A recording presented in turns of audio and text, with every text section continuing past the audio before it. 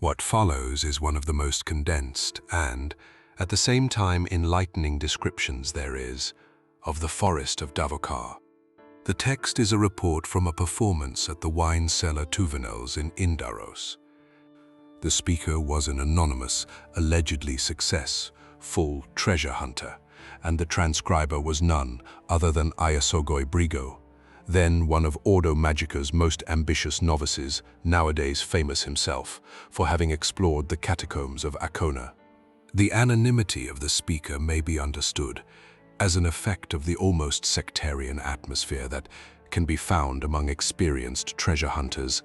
They gladly compete with each other but are careful not to invite newcomers to the race for the fortunes of the forest.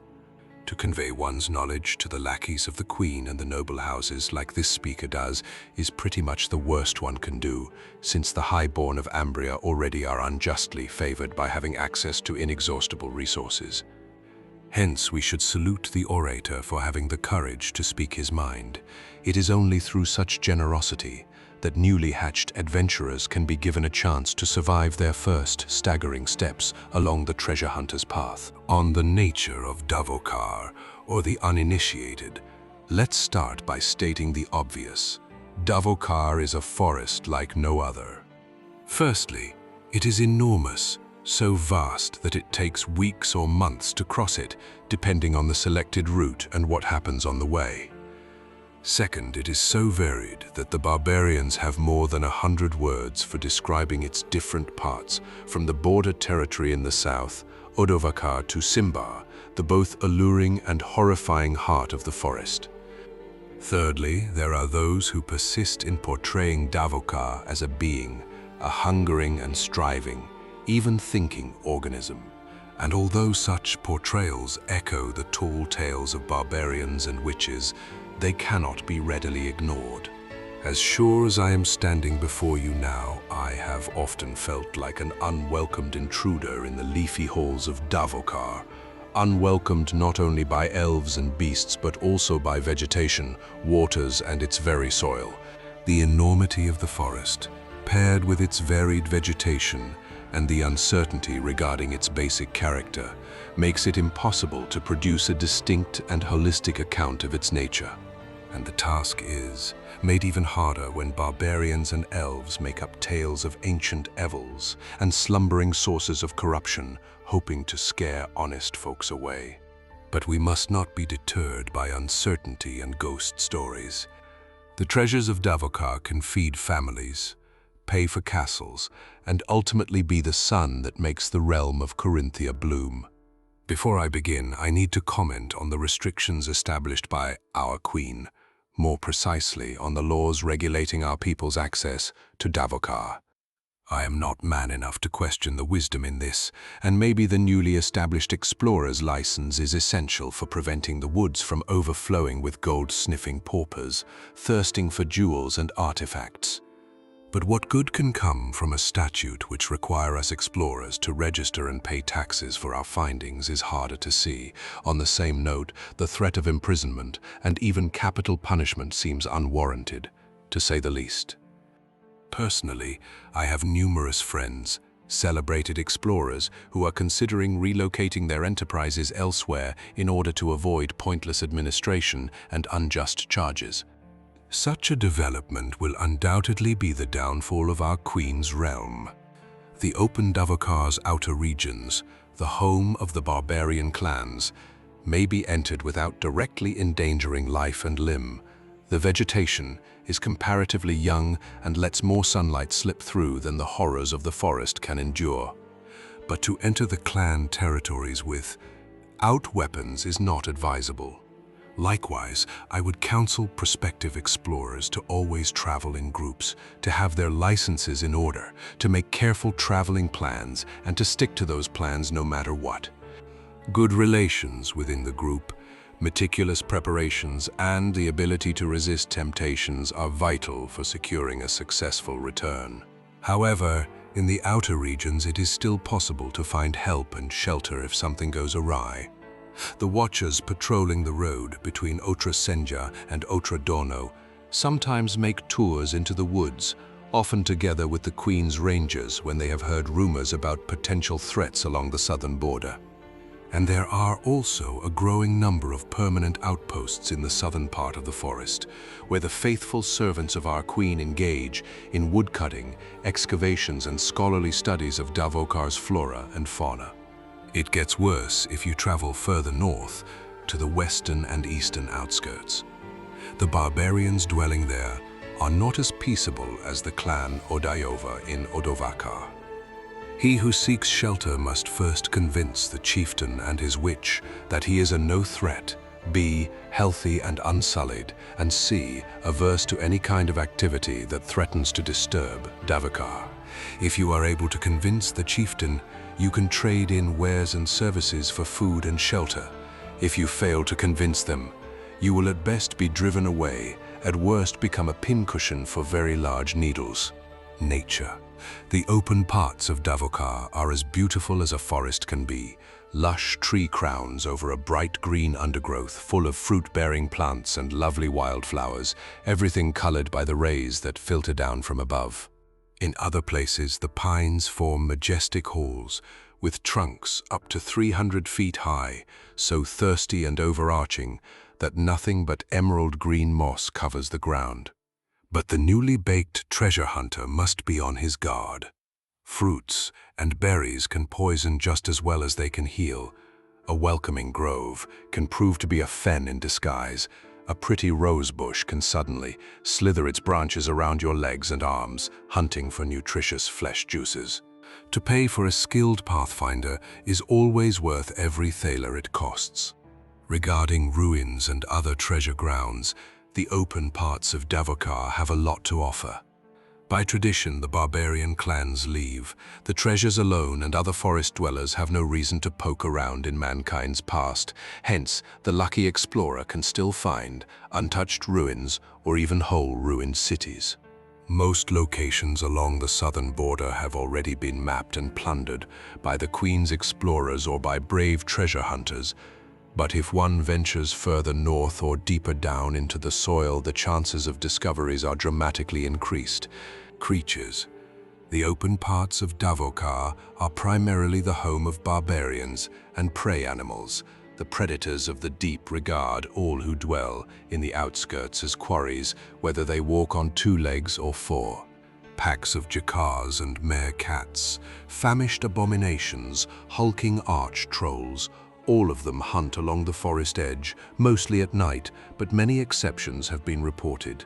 To the threats against travelers, one should also add fairies and elflings. The former apparently love to lure humans into the arms of all sorts of monstrosities, out onto quagmires, or into fiendish traps of varying kinds. The elflings act with greater passion, especially if they are led by an elf. Humans who find themselves in the wrong place, who are in violation of the treaties, seldom get more than one warning. Then the pointy ears attack, directly if they are superior, in numbers and strength, with ranged weapons, while tactically, retreating if the balance of force is the other way around. Again, you need to be armed, travel in groups, and be able to withstand temptations if you are to survive in Davokar. The wild further into the woods, there are regions of a more perilous kind, areas so dangerous that only experienced and well-equipped companies should enter them. Truly ambitious treasure hunters have no alternative but to do so, since most of the wild parts border on or surround interesting hunting grounds. The same goes for explorers seeking knowledge about Davokar's past. In any case, you never venture into the wild unless you are willing to sacrifice your life in exchange for a chance to find riches, archaic knowledge, or fame. And one does so without any hope of rescue. Our queen and her subjects still only have one outpost in the wild parts of Davokar, namely at the temple ruin that is being explored and renovated by the Sun Knights 3 days' walk east of Karvosti. Aside from that, one has to be incredibly lucky to meet anything but hostiles and gluttonous monsters in the wild. Nature. In general, the wild is dominated by a primeval kind of forest, dark green, bushy, thorny, and unwelcoming. lethal berries and fruits, disguise themselves as their edible cousins from the outskirts. A small stream may very well hide a precipitous abyss under its rippled surface. Giant sinkholes lurk under thin layers of moss-covered creepers. And then there is the kelder. However, sometimes the wild can be confusingly similar to the open, and wild areas may actually exist in what appears to be open forest. You can happen upon a grove of kelders or a field of hidden sinkholes on what you thought were safe grounds. Regarding the ruins of the wild, there are two important notes to make. First, they are hard to find since they are often totally overgrown, or so crumbled that only the foundation and any basement levels are intact. Second, you can be sure that they are inhabited or at least a part of someone's turf, and that someone will undoubtedly be opposed to the intrusion. Creatures. The creatures nesting in the deep of Davokar form a positively vile array of beasts. Here are roaming abominations driven by insatiable hunger, groups of rage trolls and exiled giants, colonies of etterherds and skullbiters, packs of jakars and meerkats, and shape-shifting, unclassified beings of otherworldly origins. Additionally, both the barbarians and my treasure-hunting colleagues tell of numerous individual beings that dwell in the deep. I have been spared from meeting these creatures, called by names like Lord Bog, the Beck Bully, the Hawthorn Hag or Slaughterman, so I cannot claim to know which of these exist, and if so, what they actually are and whether or not they are hostile. The dark he who travels through Davokar should never forget where the green and the gaudy has its roots. Even the richest harvest feeds on decay, and you have never seen a harvest so rich, nor a soil so black as the one you find in the shadowy halls of Davokar. Among the regions of the forest, there are some that are rumored to be especially hazardous. Very few have visited dark Davokar and returned to talk about it, and many of the survivors have severe wounds in both body and soul, making their tales unreliable. At any rate, from what I gather, the dark regions have little in common, besides that they should be avoided like the plague, literally. Many have described dark Davokar as infested with contagions and parasites, diseases which affect the flesh and mind of the exposed in different ways, but always with horrible consequences. The victims grow insane, warped, lame, rabid, or undead, or all of those combined. Other stories tell of distortions or deep tears in the fabric of nature, of monsters that defy all reason, and of ancient curses so vibrant that they will boil the flesh from the bones of everyone that comes near. Aside from the symptoms I have witnessed on the returning few, I don't know how much truth lies in the stories. But one thing is certain: as long as there are untouched ruins elsewhere, it would be foolish to enter the dark.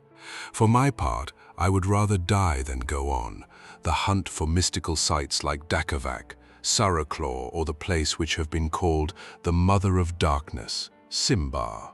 Nature, seeing that no one has entered dark Davokar and returned with speech and senses intact, I cannot offer more than rumors regarding its nature. According to my assessment, there are about a dozen areas that deserve attention in this context. Areas that will force all who enter them to face almost inhuman challenges. There are tales of seas of thorns, petrified forests, pools of syrupy black water and rivers of magma. Even wilder legends tell of icy cold in the middle of summer, luminescent vegetation, regions which share its ground with demonic dimensions, and underground lakes filled with acid that emit poison, os fumes which rise to the surface. If one were to take all the stories seriously, it is as if the depth of Davokar is made up of the absolute contrast to everything we know as normal, where all true forms of life are bound to break apart. If it weren't for the difficulties of finding the way, there might still be good reasons to brave the dangers and visit the ruins of the dark, not least Simbar itself, which the barbarian witches claim to have been the high seat of the civilization that bloomed here a millennia ago. As previously mentioned, both barbarians and elves stay clear of the remains, So if the witches are right, places like Simbar and Soroclor are probably full of riches. But there is still a lack of trustworthy directions to Davokar's darkest parts. To blindly fumble for gems in a sack full of vipers, toxic thorns, and famished leeches, well, that is an enterprise which only a lunatic can find alluring. Creatures. The tales of the creatures dwelling in dark Davokar are many fewer than the portrayals of its nature, maybe because he who encounters anything living in there quickly ceases to live. Most have probably been told by my former colleague and friend, Onadar Rootfinder, who nowadays is imprisoned under the monastery of the Twilight Friars, swinging from hysteric outbursts to trance-like apathy. With my own ears, I have heard Rootfinder whimper about blood, thirsty, bone-pale elf warriors, about Simbaroom's predatory wraith, Guard about possessed toad monsters, tall as two men, and about something that he alternately called dragons, serpents, and drakons. The only part of his ravings that seems reasonably reliable, not least since it has been repeated by others, is his description of the so-called predatory clan and its campsite in Soroclor. All else must be taken with a fistful of salt. Closing remark is Davokar a being, a hungering and thirsting creature with moss for skin, streams and rivers for circulatory system, and with a pulsating, commanding Simbar hidden somewhere below the greenery. After more than 5 years as an explorer under its leafy roof, I am inclined to answer in the negative. Davokar is not one creature, but many, a horde of the woods whose soldiers only have one thing in common. They are opposed to every attempt to harvest, cultivate, or intrude on their realm. Mobilization and a unified sense of purpose are needed if Queen Corinthia's people, us newcomers to this hostile but abundantly rich land, shall achieve the life we deserve. Davokar can become ours. We can expel the elven watchers, eradicate the abominations, cure the infections, and ultimately safeguard our future with the help of Simbaroom's ancient heirlooms. I want to conclude my speech by raising a glass to Corinthia, Nightbane, our thunderbolt in the dark, our mistress, and the slayer of all enemies.